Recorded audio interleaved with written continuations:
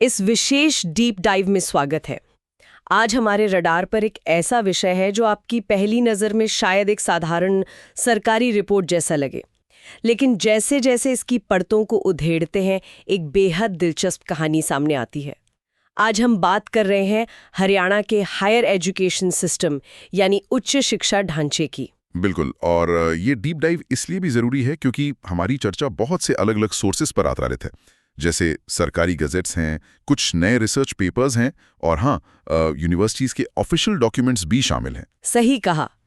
तो हमारा मिशन ये समझना है कि कैसे 1966 में बना एक राज्य जिसकी पहचान मुख्य रूप से खेतों और ट्रैक्टरों से होती थी, आज खुद को न्यूरो साइंस और लग्जरी डिज़ाइन और यहाँ तक कि इंटरनेशनल एजुकेशन के एक हब में बदल चुका है। चलिए इसे समझते हैं, क्योंकि ये बदलाव महज कुछ नई ईंटें और इमारतें खड़ी करने तक सीमित नहीं है। हाँ, मतलब ये एक बहुत ही सटीक अवलोकन है। जब हम इस तरह के स्ट्रक्चरल ट्रांसफॉर्मेशन को देखते हैं तो ये केवल यूनिवर्सिटीज की संख्या गिनने का काम नहीं रह जाता। सिर्फ गिनती नहीं है। सही। हाँ, ये समझना होता है कि नई शिक्षा नीति यानी एनईपी 2020 के लागू होने के बाद और राज्य सरकार के उमकड़े नियमों के बीच जमीन पर असल में क्या पकड़ा है। एक तरफ भारी विस्तार हो रहा है और दूसरी तरफ प्रशासन नकेल कसने की कोशिश कर रहा है। और विस्तार भी कैसा। जब मैं हालिया सरकारी डॉक्यूमेंट्स और रिसर्च पेपर्स के आंकड़े देख रही थी तो मुझे लगा कि शायद वहाँ कोई टाइपिंग मिस्टेक है। मतलब जनवरी 2026 तक हरियाणा में कम से कम 67 कार्यरत यूनिवर्सिटीज हैं। 67। एक छोटे से राज्य के हिसाब से यह आंकड़ा वाकई बड़ा है ना? और इनमें 21, हालांकि कुछ सोर्सेज 27 भी बताते हैं, पब्लिक या स्टेट यूनिवर्सिटीज हैं। इसके अलावा 24 से 26 private universities, deemed universities, Mahendragarh में एक सेंट्रल यूनिवर्सिटी, और सबसे चौंकाने वाली बात यह है कि 12 इंस्टीट्यूट्स ऑफ नेशनल इंपॉर्टेंस यानी INIs मौजूद हैं। कागज पर ये भले ही किसी एजुकेशन बबल जैसा लगे, पर अगर हम इसके इतिहास को ट्रैक करें तो ये रातों रात नहीं हुआ है। तो इसकी शुरुआत कहाँ से मानी जाए? इसकी नींव 1956 में रखी गई थी, जब राज्य के सबसे पुराने कुरुक्षेत्र यूनिवर्सिटी की स्थापना हुई थी, जो मुख्य रूप से जनरल एजुकेशन पर केंद्रित था। लेकिन असली कहानी तब शुरू होती है जब राज्य ने अपनी जरूरतों के हिसाब से शिक्षा को मोड़ना शुरू किया। यानी उन्होंने हर चीज के लिए एक ही तरीका नहीं अपनाया। बिल्कुल नहीं। अगर हम इसे बड़ी तस्वीर से जोड़ें तो हरियाणा हमेशा से कृषि प्रधान रहा है।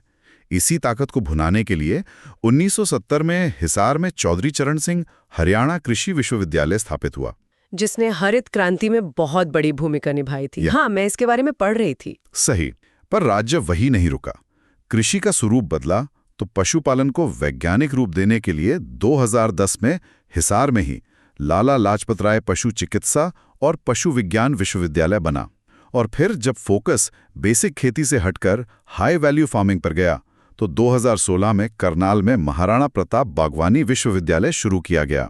ये बहुत लॉजिकल लगता है, अपनी जमीनी ताकत को ही अपनी एकेडमिक ताकत बनाना। पर इसके साथ ही जनरल एजुकेशन से हटकर बहुत ही नीच क्षेत्रों में भी फोकस दिखा है। जैसे 2018 का ये उदाहरण ले लीजिए।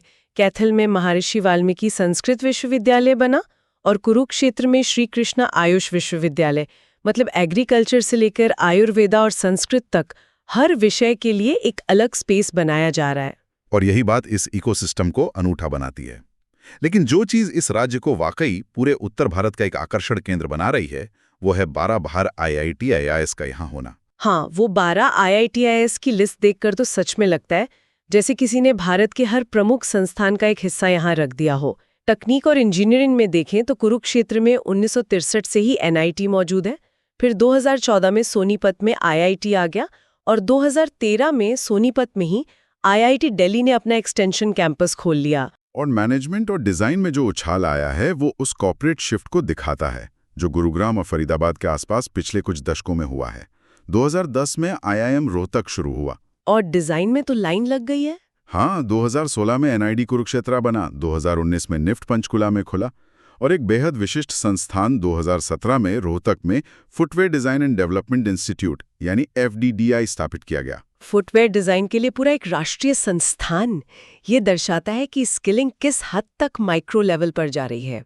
और साइंस और मेडिकल फील्ड भी पीछे नहीं है।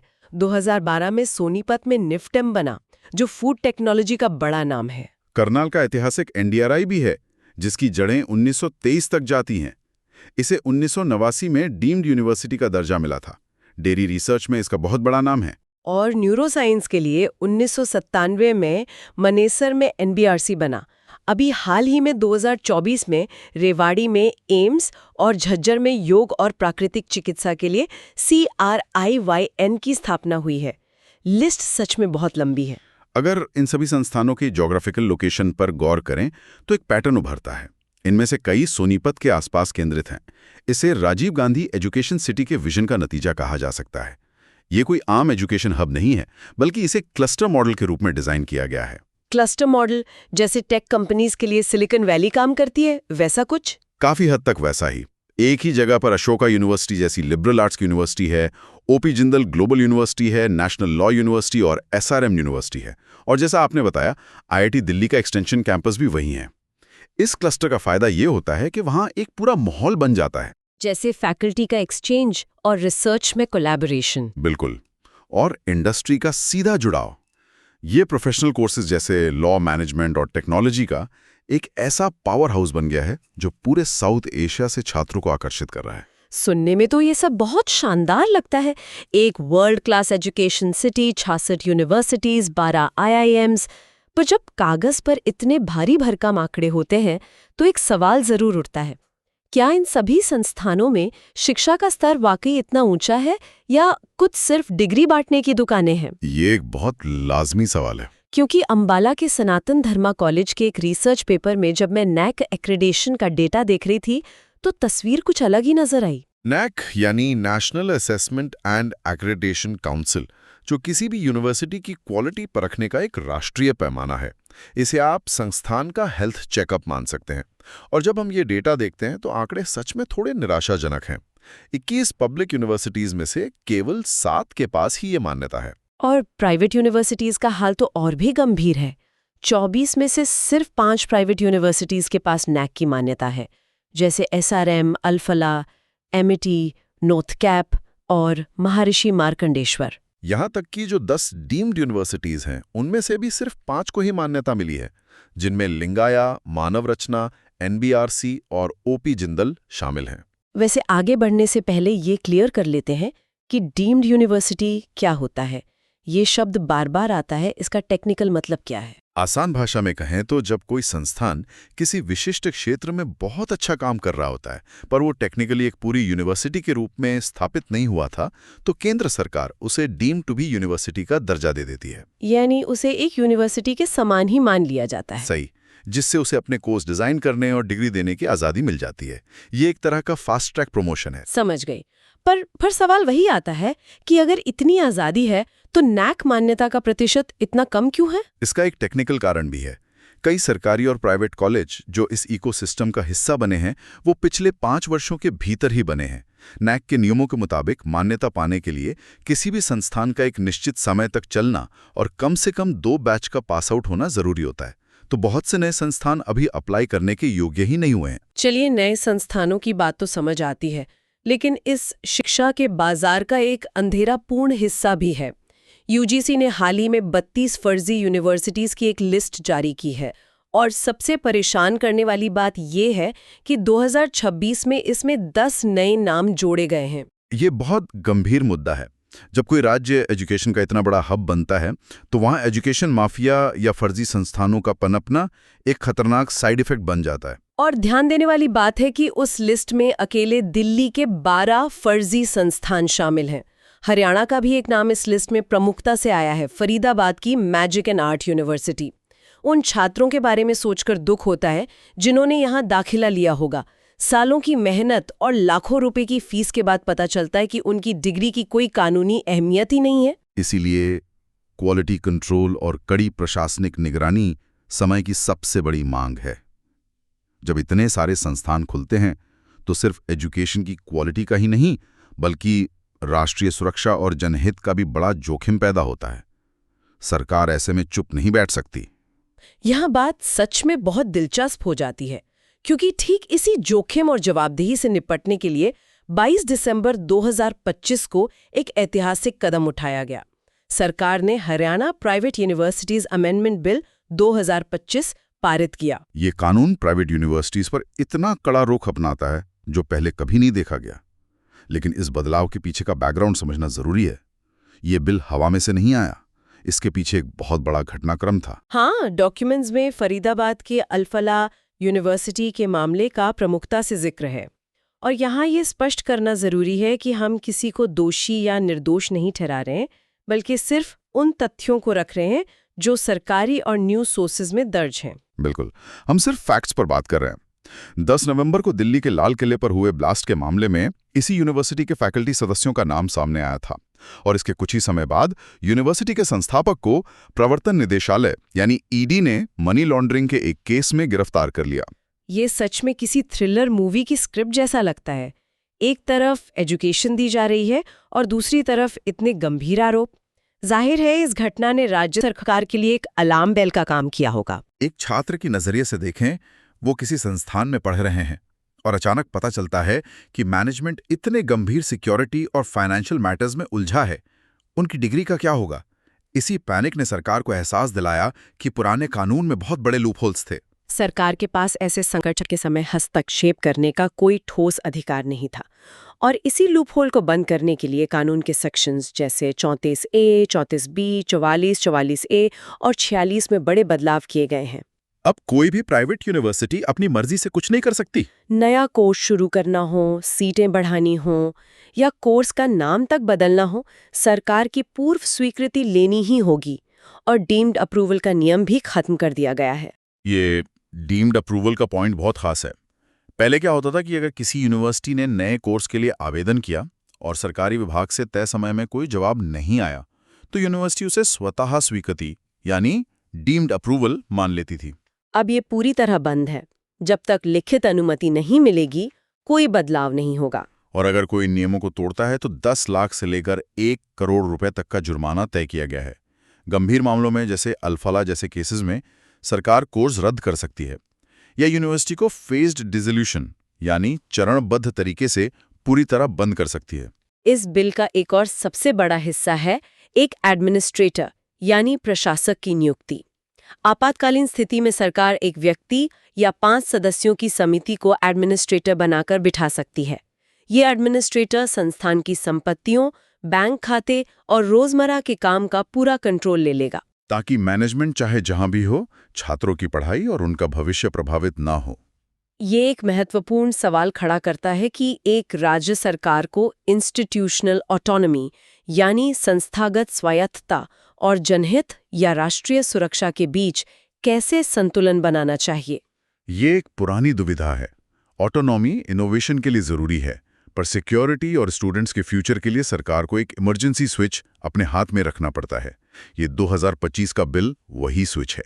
लेकिन इस सख्ती का मतलब ये नहीं है कि राज्य में नए प्रयोग रुक गए हैं। इसी 2025 के बिल के तहत गुरुग्राम में एक नई यूनिवर्सिटी स्थापित की गई है जिसका नाम है university of design, innovation and technology यानी यूडिट। यूडिट इस बात का सबूत है कि राज्य अब नए जमाने की शिक्षा पर ध्यान दे रहा है। ये पहले IAID यानी Indian institute of art and design था, जिसे अब यूनिवर्सिटी का दर्जा मिल गया है। यहाँ के कोर्सेज देखें तो animation, luxury business management, UX design और फैशन कम्युनिकेशन पढ़ाए जा रहे हैं। एक शब्द जो मुझे इनके डॉक्यूमेंट्स में मिला वो था पाई डिज़ाइनर्स। ये सच में एक नया कॉन्सेप्ट लगता है। पाई डिजाइनर्स एक मॉडर्न कॉर्पोरेट कॉन्सेप्ट है। ग्रीक अक्षर पाई की कल्पना करें, जिसमें ऊपर एक हॉरिजॉन्टल लाइन होती है और नीचे 2 वर्टिकल पिलर्स। इसका अर्थ है कि छात्र के पास डिजाइन और इनोवेशन की व्यापक हॉरिजॉन्टल समझ होनी चाहिए और कम से कम 2 विशिष्ट क्षेत्रों में उसकी गहरी वर्टिकल एक्सपर्टीज होनी चाहिए। और इसके लिए यूडिट अपने छात्रों को 24 हफ्तों की लंबी इंडस्ट्री इंटर्नशिप करवा रहा है। लेकिन जब हम इस डीप डाइव के सबसे बड़े माइलस्टोन की बात करते हैं तो हरियाणा ने हाल ही में एक ऐसी चीज की है जो भारत के हायर एजुकेशन इतिहास में पहली बार हुई है। बिल्कुल, आप यूनिवर्सिटी ऑफ साउथहैम्पटन की बात कर रही हैं। UGC के 2023 के रेगुलेशंस के तहत यूनिवर्सिटी ऑफ साउथहैम्पटन भारत में अपना पूर्ण कैंपस खोलने वाली पहली फॉरेन, खासकर UK की यूनिवर्सिटी बन गई है। इन्होंने गुरुग्राम के सेक्टर 57 में अपना कैंपस खोलने का फैसला किया है, जो एक इंटरनेशनल टेक पार्क है। अगस्त 2025 या 26 से यहाँ 170 छात्रों के पहले बैच की क्लासेस शुरू हो रही हैं, जिसमें BSc computer science, business economics और एमएससी फाइनेंस, इंटरनेशनल मैनेजमेंट जैसे कोर्सेज पढ़ाए जाएंगे। इस कैंपस की सबसे बड़ी खासियत इसकी वैल्यू प्रोपोजिशन है। ये बिल्कुल वही डिग्री देगा जो उनके यूके कैंपस में मिलती है, लेकिन फीस में जमीन आसमान का अंतर होगा। यूके में इन कोर्सेज की फीस करीब 21 लाख से 38.5 लाख रुपए तक होती है। यहाँ छात्रों को वही डिग्री काफी कम खर्च में मिल जाएगी, और सबसे खास बात ये कि छात्र चाहें तो अपना 1 साल यूके या मलेशिया के कैंपस में भी बिता सकते हैं। ये सच में ग्लोबल एक्सपोजर को हमारे दरवाजे पर लाने जैसा है। ये इंटरनेशनल कैंपस दिखाता है कि हरियाणा अब सिर्फ आईटी या कॉल सेंटर्स का हब नहीं, बल्कि ग्लोबल हायर एजुकेशन का केंद्र बन गया है। तो इन सब का क्या मतलब है? आज की इस लंबी चर्चा को अगर समेटें तो स्पष्ट है कि हरियाणा कई मोर्चों पर एक साथ काम कर रहा है। कृषि और पशुपालन का ऐतिहासिक ढांचा मजबूत है, 12 INSIs से तकनीक बढ़ रही है, प्राइवेट यूनिवर्सिटीज पर कानूनी शिकंजा कसका जाए, जवाबदेही तय की जा रही है, और साउथहैम्पटन जैसे ग्लोबल प्रोजेक्ट्स आकर्षित किए जा रहे हैं। ये एक बेहद विशाल और आक्रामक रणनीति है। लेकिन इस पूरी तस्वीर को देखते हुए एक विचार जहन में जरूर आता है जिस पर सोचना चाहिए। वो क्या? हमने देखा कि एक तरफ यूनिवर्सिटी ऑफ साउथहैम्पटन जैसे वर्ल्ड क्लास कैंपस हैं, अशोका और ओपी जिंदल जैसे महंगे प्राइवेट संस्थान हैं, और 12 IINs हैं जहां शानदार इंफ्रास्ट्रक्चर है। वहीं दूसरी तरफ नैक के आंकड़े बताते हैं कि सैकड़ों ऐसे नए सरकारी और छोटे निजी कॉलेज हैं जो अभी तक बुनियादी मान्यता के लिए भी संघर्ष कर रहे हैं। दोनों के बीच एक बहुत बड़ा फासला दिखाई देता है। सही। ये इस बात पर सोचने पर मजबूर करता है कि क्या भविष्य में ये राज्य के भीतर ही शिक्षा के 2 बिल्कुल अलग स्तर यानी 2 टियर एजुकेशन सिस्टम तो पैदा नहीं कर देगा। एक ऐसा सिस्टम जहां कुछ छात्र तो ग्लोबल एलीट बनेंगे, पाई डिजाइनर्स बनेंगे और यूके की डिग्री लेंगे, जबकि बाकी का एक बहुत बड़ा वर्ग केवल एक साधारण डिग्री तक सीमित रह जाएगा। ये एक चुभने वाला लेकिन बहुत महत्वपूर्ण सवाल है। क्या ये तेजी से बढ़ता शिक्षा का ढांचा लोगों को आगे बढ़ाने की जगह आर्थिक और सामाजिक रूप से और ज्यादा बांट देगा? इस सवाल पर नीति निर्माताओं को जरूर ध्यान देना होगा। और इसी विचार के साथ हम आज के इस डीप डाइव को यहीं विराम देते हैं। इसे सुनने और समझने के लिए आप सभी का धन्यवाद।